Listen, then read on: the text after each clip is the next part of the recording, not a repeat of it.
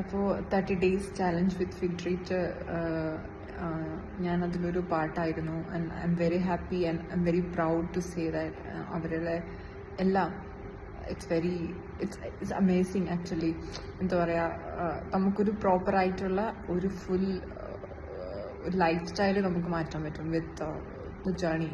May be ഞാനിപ്പോൾ ഒരു short journey എടുത്തു, പക്ഷേ അതിൽ ഞാൻ ഹാപ്പിയാണ്. മേ ബി ലോങ് ജേർണി ചെയ്യുന്നപ്പോൾ maybe must be very വളരെ നല്ലതായിരിക്കും എനിക്ക് തോന്നിയിട്ടുണ്ട്.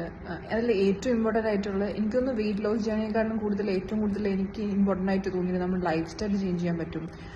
എൻ്റെ ലൈഫ് ഇപ്പോൾ എന്നെ സംബന്ധിച്ചിടത്തോളം എൻ്റെ ലൈഫ്, എൻ്റെ സ്കെഡ്യൂൾസും എൻ്റെ വർക്ക് ഇതുമൊക്കെ ഭയങ്കര ഡിഫിക്കൽട്ടായിരുന്നു. അപ്പോൾ എൻ്റെ ഫുഡ് ടൈമിങ്സും എൻ്റെ ഫുഡ് ഇൻടേക്ക് ഒന്നും പ്രോപ്പർ അല്ലായിരുന്നു. വാട്ടർ ഇൻടേക്ക് നത്തിങ് ഒന്നും പ്രോപ്പർ അല്ലായിരുന്നു. പിന്നെ ഞാൻ അത്യാവശ്യം കണ്ടതും എല്ലാം പുറത്തുനിന്ന് പോയി കഴിക്കുകയും അത്യാവശ്യം നന്നായിട്ട് കഴിച്ചുകൊണ്ടിരുന്ന ഒരു വ്യക്തിയായിരുന്നു. അപ്പോൾ എനിക്ക് കുറേ എന്താ പറയുക,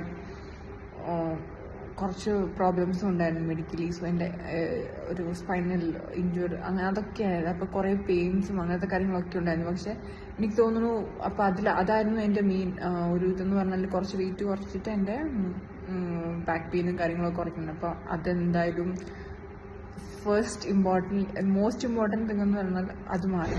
ടു ബി ഓണസ്റ്റ് എൻ്റെ ബാക്ക് പെയിൻ ഇപ്പം നന്നായിട്ട് റെഡ്യൂസായി.